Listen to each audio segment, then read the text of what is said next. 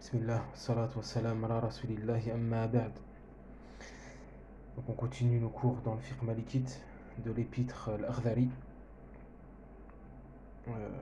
Donc on s'était arrêté, donc on était rendu dans le chapitre de la prière. On s'était arrêté aux conditions de la prière. Et j'ai oublié une condition qui était la dernière, je ne l'ai pas citée au cours précédent, qui est, l'auteur il dit Tarkul af'al al-kathira, s'abstenir de faire trop de mouvements. S'abstenir de faire trop de mouvements. Donc faire des mouvements en grande quantité qui ne relèvent pas des actes de la prière ou qui n'est pas pour l'intérêt de la prière, ce ne sont pas des mouvements qui sont faits pour l'intérêt de la prière, alors ceci va annuler la prière. Si ces mouvements-là, qui sont en grande quantité, sont répétitifs volontairement. Celui qui fait euh,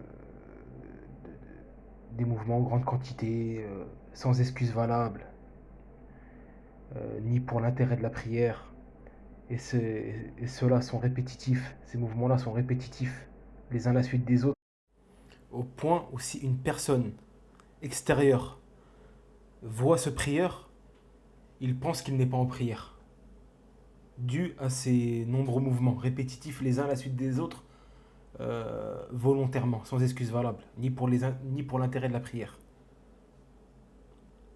Donc à partir du moment où si cette personne-là arrive à ce point-là, où on pense qu'elle n'est plus en prière, tellement elle fait des mouvements, alors ceci va annuler la prière.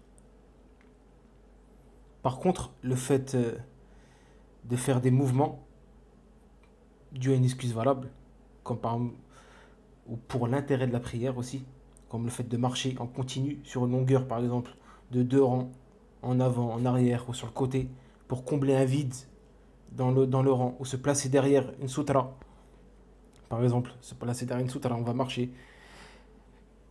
Là, il y a des mouvements, mais là, c'est des mouvements pour l'intérêt de la prière. Donc là, il y a une excuse qui est valable. Donc ceci n'annule pas la prière. Du moment que la partie du corps est en direction de la Qibla. Du moment que la partie du corps du prieur est en direction de la Qibla. Il n'est pas à dos à la Qibla ou bien à droite, il est à droite de la Qibla ou à gauche. De même faire des mouvements légers comme se gratter, faire un geste de la main ou de la tête pour rendre le salam. Une personne rentre et dit salam alaikum. Donc le prieur il fait un geste de la main pour le saluer, pour répondre à son salam, ou de la tête. Ça n'annule pas la prière parce qu'il y a une excuse derrière. Ou bien mettre sa main devant la bouche quand on baille, cracher dans un mouchoir, sans toutes ces choses-là, arranger sa taqiyya ou son hijab si c'est une femme, elle arrange son hijab, sa abaya, elle se gratte la joue, le bras. Là, il y a une excuse valable. Et en plus, ce n'est pas répétitif. Donc là, ces gestes-là, ces mouvements-là n'annulent pas la prière. Par contre, les mouvements qui annulent la prière, comme on a dit au début, ce sont les mouvements répétitifs, les uns à la suite des autres, au point où lorsqu'une personne extérieure voit ce prieur-là, il se dit qu'il n'est pas en prière. Tellement il fait des mouvements en grande quantité. Bien sûr, sans excuse valable. S'il y a une excuse valable, même si on fait des mouvements en grande quantité, mais il y a une excuse valable, ceci n'annule pas la prière. Exemple aussi, ouvrir la porte à quelqu'un. La personne est en prière, une personne frappe à la porte, et cette porte-là est en direction de la Qibla, tu n'es pas obligé de tourner le dos à la Qibla ou d'être sur le côté complètement. Là, tu as le droit de lui ouvrir la porte, de marcher en direction de la porte et lui ouvrir. Là, il y a un intérêt, il y a une excuse. Donc ces mouvements-là aussi n'annulent pas la prière du fidèle.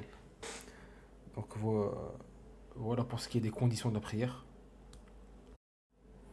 L'auteur dit وعورة الرجل ما بين السرة إلى الركبة. والمرأة كلها عورة ما عدا الوجه والكفين. L'auteur il dit la aura de l'homme, c'est-à-dire la nudité de l'homme, se situe entre le nombril et les genoux dans la prière. Pour la femme, il s'agit de tout le corps à l'exception du visage et des mains. Donc là, comme on a vu au cours précédent, parmi les conditions de la prière est de couvrir la aura, la nudité.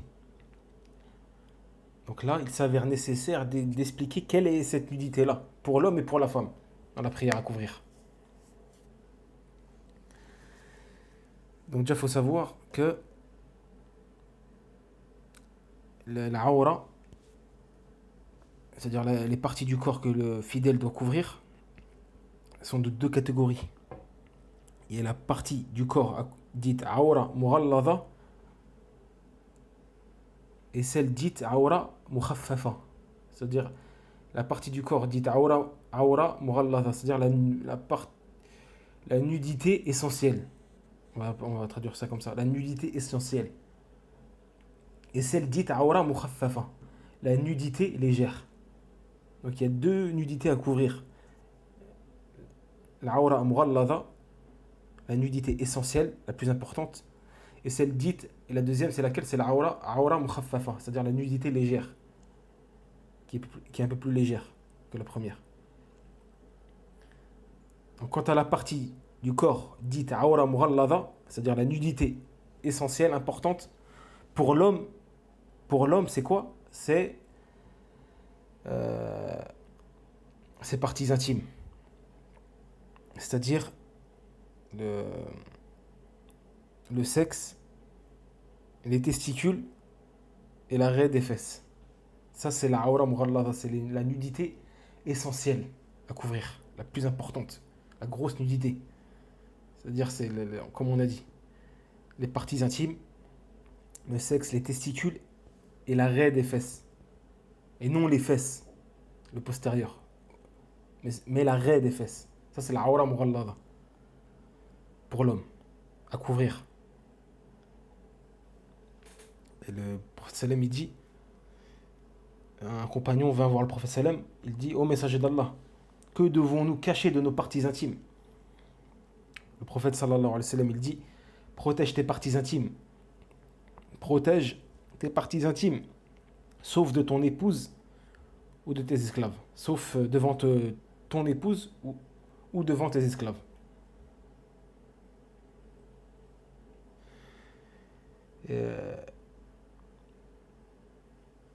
Et le compagnon dit, ô messager d'Allah, et lorsqu'on est avec un homme,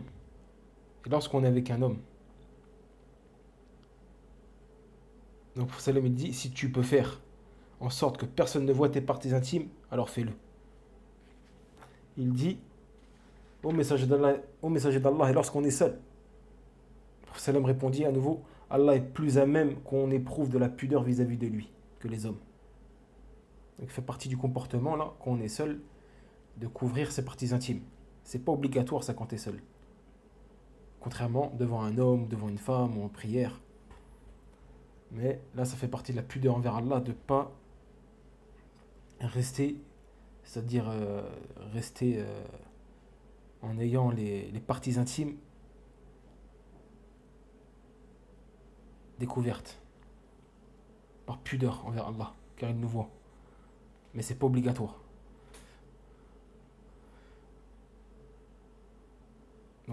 Donc là, la preuve de la aura mughallada, c'est-à-dire de la nudité essentielle importante de l'homme à couvrir. Quant à la femme, la aura mughallada, c'est-à-dire la nudité importante pour la femme, il s'agit de la partie antérieure et postérieure du tronc. C'est la partie antérieure et postérieure du tronc jusqu'au genou. C'est-à-dire la partie antérieure, c'est-à-dire le ventre, jusqu'au genou. Et la partie postérieure, c'est-à-dire le bas du dos, à partir du bas du dos, c'est-à-dire au niveau du ventre. Le bas du dos qui est au niveau du ventre jusqu'au genou. Donc ça, c'est la grosse nudité. La nudité la plus importante de la femme. On a dit pour l'homme, c'est quoi? C'est le sexe, ainsi que les testicules et l'arrêt des fesses. Quant à la femme, c'est le ventre jusqu'au genou, ainsi que le bas du dos au niveau du ventre jusqu'au genou. Là, c'est la grosse, ça c'est la partie essentielle à couvrir. L'awra mughallada, la nudité importante, essentielle à couvrir. Quant à la partie dite awra mukhaffafa, c'est-à-dire la nudité légère, pour l'homme, il s'agit de la partie du corps comprise entre le nombril et les genoux. Pour l'homme, il s'agit de la partie du corps comprise entre le nombril et les genoux. Outre, c'est-à-dire le sexe, les testicules et l'arrêt des fesses, comme on a dit. Ça fait partie de la nudité essentielle. Là, on parle de la nudité légère. C'est entre le nombril et les genoux, pour l'homme.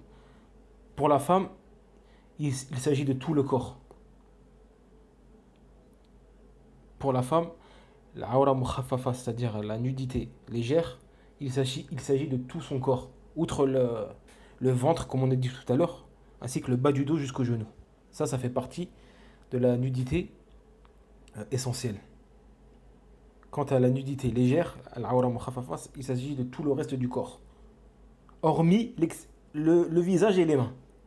Hormis le visage et les mains, lesquels ne sont pas considérés comme des parties du corps dit aura. Le visage et les mains ne sont pas considérés comme aura pour la prière. Quant au reste de son corps, tout le reste de son corps, hormis le ventre jusqu'au genou et le bas du dos au niveau du ventre jusqu'au genou, c'est la nudité légère, on appelle ça, qui est obligatoire de couvrir. Quant à la nudité essentielle, on a dit que c'était le ventre jusqu'au genou ainsi que le bas du dos, c'est-à-dire au niveau du ventre jusqu'au genou. Donc la nudité légère ainsi que la nudité essentielle, la grosse nudité, les deux sont à couvrir obligatoirement pour voir sa prière validée. Et donc Allah il dit quoi dans le Coran par rapport à la femme? وَلَا يُبْدِينَ زِينَتَهُنَّ إِلَّا مَا ظَهَرَ مِنْهَا, et qu'elles ne montrent de leurs atours que ce qui est apparent. Ibn Abbas il dit, en expliquant ce verset, c'est-à-dire le visage et les deux mains, que ce qui est apparent, c'est-à-dire le visage et les deux mains. La femme peut laisser apparaître son visage et ses deux mains en prière, et aussi en dehors de la prière, selon certains savants, comme les Malikites. Ils ont cette preuve-là qui prouve que les mains et le visage ne font pas partie de la aura de la femme, que ce soit en prière ou en dehors de la prière. Car Allah dit quoi? Et qu'elles ne montrent de leurs atours que ce qui est apparent. Ibn Abbas, le grand compagnon, il dit quoi? En expliquant ce verset-là, il dit que ce qui est apparent, c'est-à-dire le visage et les deux mains.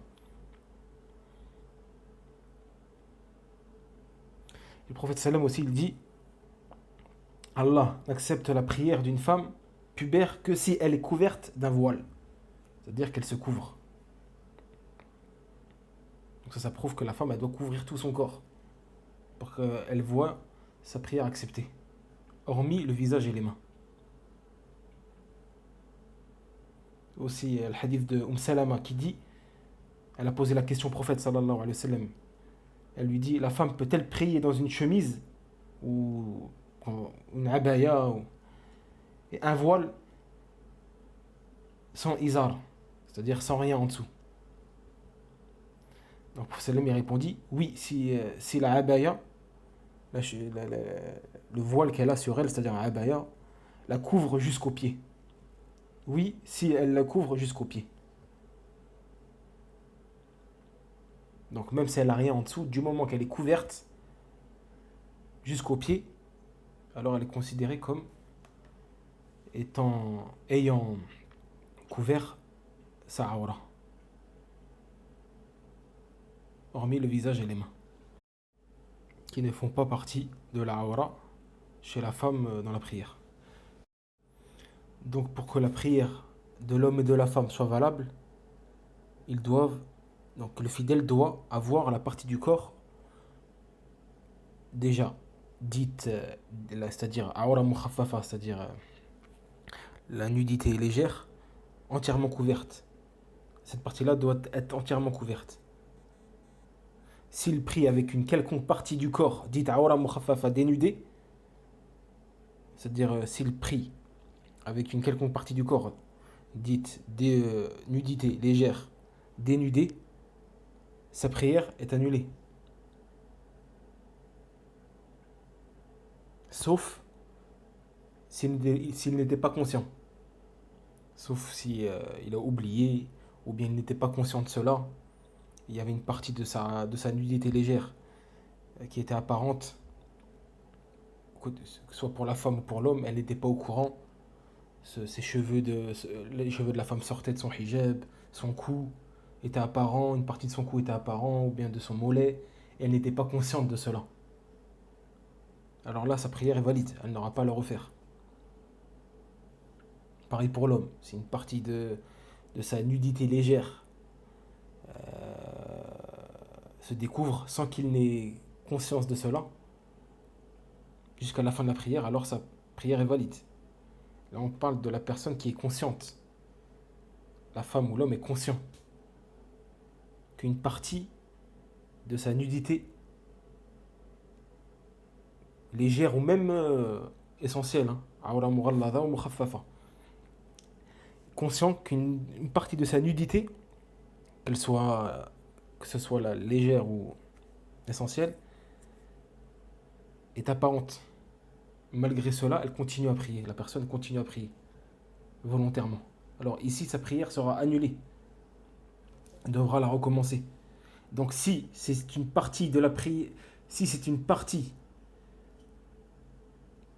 de la nudité légère, al-awra mukhaffafa, une partie qui est couverte, et que la personne a conscience de cela, alors il doit refaire sa prière. Il doit refaire sa prière tant que le temps n'est pas sorti, obligatoirement. Il doit refaire la prière obligatoirement tant que le temps n'est pas sorti. Si le temps est sorti, alors il lui sera seulement recommandé de refaire la prière, mais pas obligatoire. Donc là, si une partie de la nudité légère de l'homme ou la femme est couverte, est apparente, pardon, est apparente, tout en ayant conscience de cela, alors après la prière, la personne doit obligatoirement refaire cette prière-là tant que le temps n'est pas sorti. Si le temps est sorti, il lui est plus obligatoire de refaire la prière.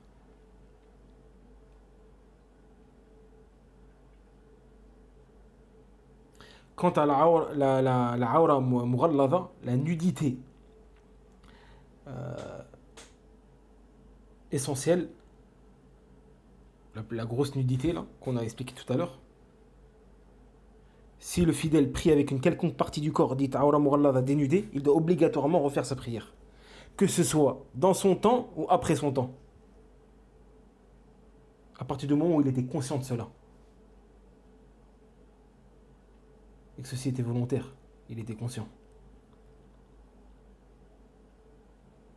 Donc là, il doit obligatoirement refaire sa prière, dans le temps légal de la prière, ou même si son temps est sorti. Contrairement au fait, contrairement à la awra mukhaffafa, la partie, la... Ah, j'ai oublié.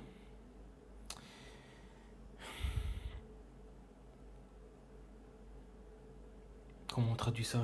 Subhanallah. Awra mukhaffafa, je l'ai traduit tout à l'heure, j'ai oublié.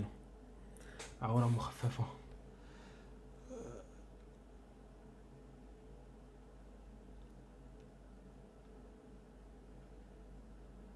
J'ai oublié. Awra mukhaffafa la kulli hal. Je l'ai traduit. Je l'ai cité tout à l'heure et j'ai oublié. Depuis tout à l'heure, je fais que de la citer. Là, j'ai oublié de le dire en français. Comment on traduit en français. Donc, la awra mukhaffafa, qui est légère,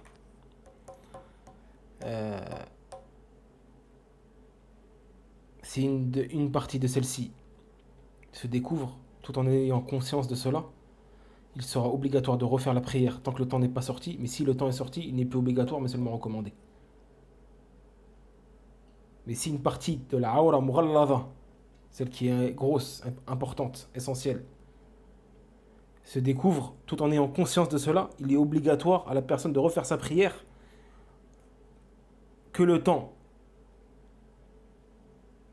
que le temps est encore présent, c'est-à-dire la prière, que le temps n'est pas encore sorti, ou que le temps est sorti.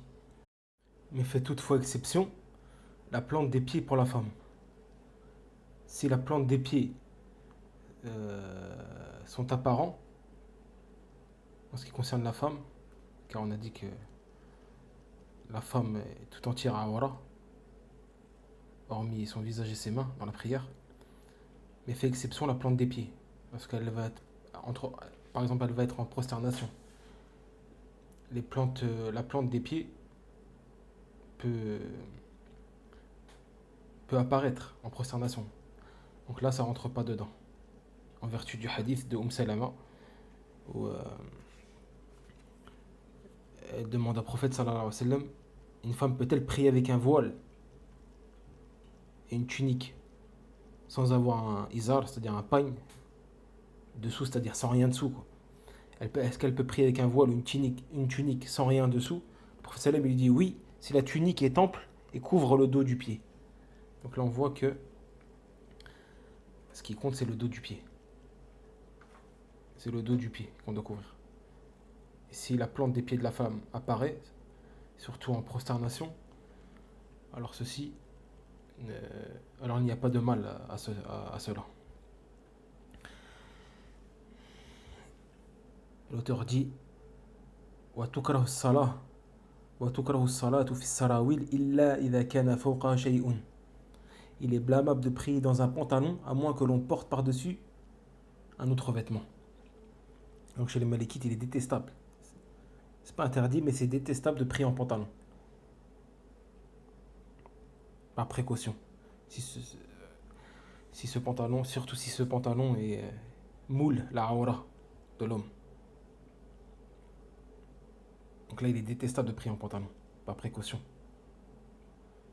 Plus particulièrement si ce pantalon-là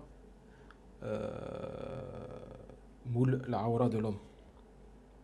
À moins, comme a dit l'auteur, qu'il y ait un vêtement par-dessus ce pantalon. Alors là, le jugement n'est plus détestable. Là, on parle de prier avec un pantalon, sans rien dessus. Ce n'est pas interdit, mais c'est détestable dans la prière. L'auteur il dit وَمَنْ تَنَجَّسَ ثَوْبُهُ وَلَمْ يَجِدْ ثَوْبًا غَيْرَهُ وَلَمْ يَجِدْ مَاءً يَغْسِلُهُ بِهِ أَوْ لَمْ يَكُنْ عِنْدَهُ مَا يَلْبَسُ حَتَّى يَغْسِلَهُ أَوْ خَافَ خُرُوجَ الْوَقْتِ صَلَّى بِنَجَاسَتِهِ.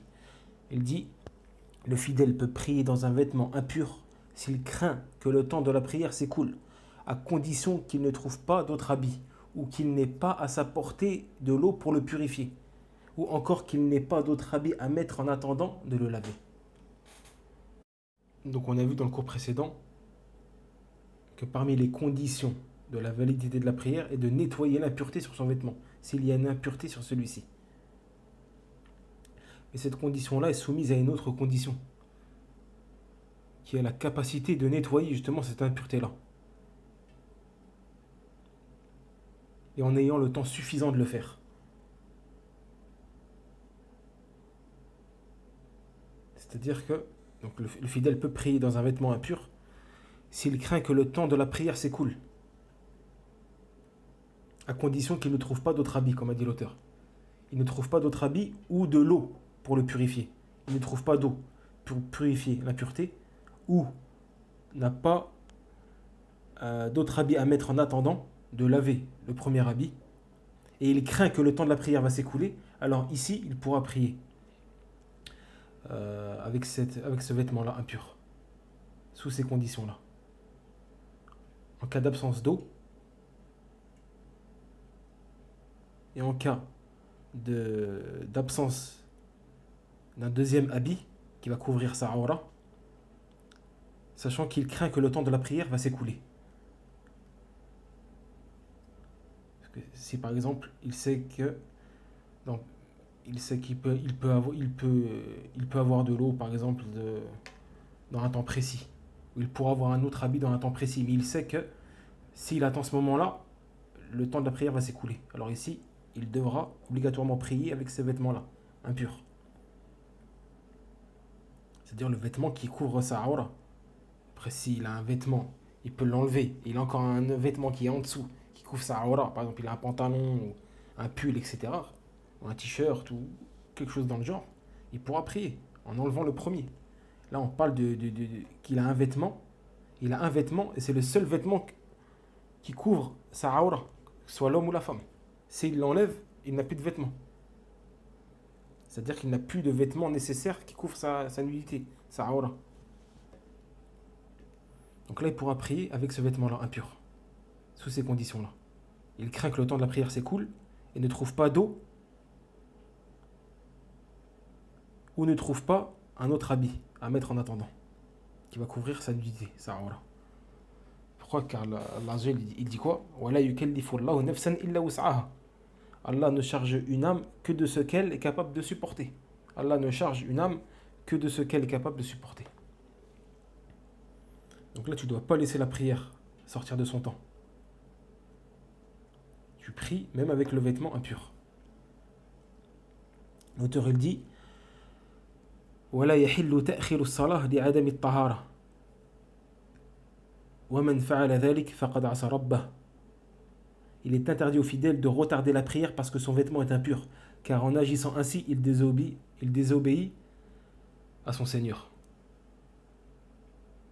Donc là, il n'a pas le droit de délaisser la prière, de faire sortir la prière de son temps, car son vêtement est impur. Pourquoi? Car Allah Azzawajal ne l'a pas mis dans la gêne. Et on a cité le verset. Allah ne cherche une âme que de ce qu'elle est capable de supporter. Donc il lui incombe de prier sa prière en son temps légal, avant que le temps sorte. L'auteur dit وَمَنْ لَمْ يَجِدْ مَا يَسْتُرُ بِهِ عَوْرَتَهُ صَلَّى عُرْيَانًا. Celui qui n'a pas de quoi cacher sa aura, sa nudité, fera sa prière en étant tout nu. Donc là si l'homme ou la femme n'a pas de quoi cacher sa aura et le temps de la prière va bientôt sortir, alors elle prie nue. La personne prie nue. Ça prouve l'importance de la prière, de prier la prière en son temps. Quitte à prier nu. Ça prouve déjà l'importance de prier la prière en son temps. Et le fait de ne pas avoir de vêtements qui cachent la nudité n'est pas une excuse pour délaisser la prière et retarder la prière après son temps légal. Quitte à prier nu, tu pries nu. Ce qui compte, tu ne retardes pas la prière en dehors de son temps légal. Donc là, la personne, si elle ne trouve pas de vêtements, de quoi couvrir sa nudité, ne serait-ce qu'un vêtement impur, on a dit, même si c'est un vêtement impur, ou autre, ou quelque chose de ce genre qui peut couvrir sa aura, alors la personne priera nue et sans péché, et sa prière est valide. L'auteur il dit وَمَنْ أَخْطَأَ الْقِبْلَةَ أَعَادَ فِي الْوَقْتِ. Il dit, il est recommandé aux fidèles qui se trompent sur l'orientation de la Qibla de recommencer la prière dans son temps déterminé. Il est recommandé aux fidèles qui se trompent sur l'orientation de la Qibla de recommencer la prière dans son temps déterminé. Car comme on a vu, parmi les conditions de la prière, dans le cours précédent, il y a le fait de s'orienter vers la Qibla. Mais si la personne ne connaît pas la direction de la Qibla, l'orientation de la Qibla, et n'a pas autour d'elle de personnes musulmanes pour leur demander. Il n'y a pas de mosquée à proximité pour qu'elle elle s'inspire de la direction, de l'orientation de la Qibla. Et ça peut être, c'est fréquent dans les pays mécréants. Ou même dans les pays musulmans, dans les terres désertiques, etc.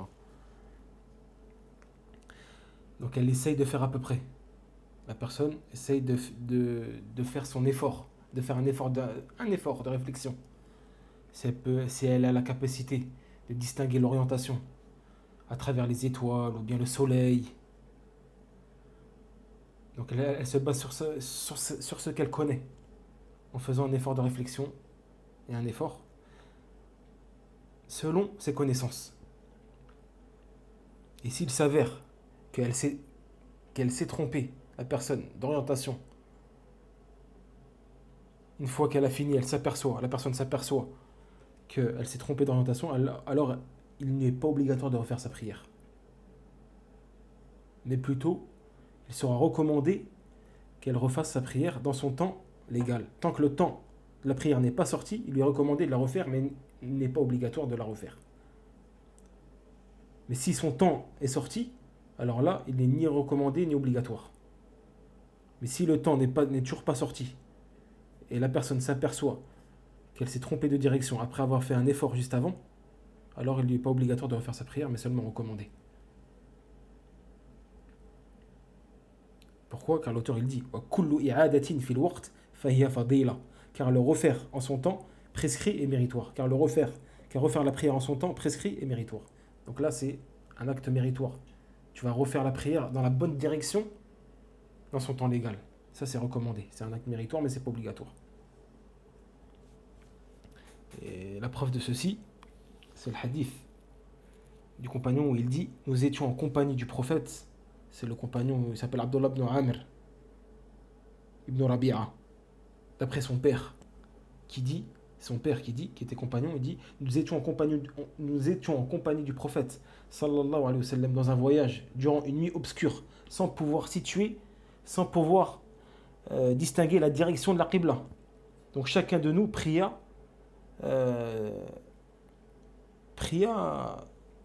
en face de lui, quoi. Le lendemain, nous racontâmes cela au prophète sallallahu alayhi wa sallam. Et la parole d'Allah descendit, fut révélée. فَأَيْنَمَا تُوَلُّوا فَثَمَّ وَجْهُ اللَّهِ. Là où vous vous tournez se trouve le visage d'Allah. Là où vous vous tournez se trouve le visage d'Allah. Puis le prophète sallam dit, une fois que le verset descendit, le prophète sallam dit votre prière est passée. Donc là le prophète sallam ne les a pas ordonnés de refaire la prière. Donc ça prouve que c'est pas obligatoire de refaire sa prière si on s'aperçoit qu'on s'est trompé de direction. On s'est trompé de direction. Après avoir fait un effort. Bien sûr. C'est pas je suis dans un endroit et je fais pas du tout d'effort, sachant qu'il y a des musulmans pas très à proximité, ou il y a une mosquée à proximité. Je peux m'inspirer de la mosquée, ou je peux demander à un musulman, mais je fais pas du tout d'effort. Et je prie comme ça au hasard. Et après, je m'aperçois que j'ai prié dans le mauvais sens. Là, il est obligatoire de refaire sa prière parce qu'il n'a pas fait d'effort. On parle de celui qui a fait un minimum d'effort. Ou qu'il n'ait pas oublié de s'orienter vers la Qibla aussi. J'ai oublié. C'est-à-dire que celui qui prie dans une autre direction de la Qibla par oubli. Là, c'est par oubli. Il connaît la direction de la Qibla, mais il a oublié. Puis après la prière, il remarque qu'il a oublié, qu'il s'est trompé de direction, par oubli. Alors ici aussi, la prière est valide. Il lui est pas obligatoire de la refaire, mais seulement recommandée, tant que son temps légal n'est pas sorti. L'auteur dit وَكُلُّ مَا تُعَادُ مِنْهُ الصَّلَاةِ فِي الْوَقْتِ فَلَا تُعَادُ مِنْهُ الْفَائِتَةُ وَالنَّافِلَةُ. Cependant, les cas où la prière doit être refaite dans son temps ne concernent ni la prière dont le temps est passé, ni la prière surrogatoire. Donc là, c'est par rapport à celui qui s'est trompé d'orientation. On est toujours dans le même sujet là. Celui qui s'est trompé d'orientation, que ce soit par oubli ou bien après un effort, un minimum d'effort, il remarque qu'il s'est trompé d'orientation ou qu'il a oublié. Donc là, on a dit que il la refait de façon recommandée et non obligatoire. Mais ceci concerne, ne concerne pas la prière dont le temps est passé, ni la prière surrogatoire. Donc celui qui a rattrapé une prière, admettons que il a retardé une prière pour quelconque excuse. Je sais pas, il prie par exemple le Dhuhr au temps du Asr. Pour quelconque excuse, et il s'avère qu'il s'est trompé de Qibla. Donc là, il n'aura pas à la refaire, même de façon recommandée. Pourquoi? Car déjà, de base, il a prié le Dhuhr après son temps légiféré. Donc là, il n'aura pas à la refaire. De même pour les prières surrogatoires. S'il prie une prière surrogatoire euh, tout en n'étant pas orienté en direction de la Qibla, et qu'il remarque ça après la prière, alors il n'aura pas à la refaire. Que ce soit de façon recommandée ou obligatoire. Tout comme la prière obligatoire qui a été faite après son temps. Donc ceci concerne le fait de la refaire de façon recommandée. Ceci concerne la prière obligatoire en son temps. Donc là, si il s'avère qu'on s'est trompé de direction, par oubli ou ou après un effort,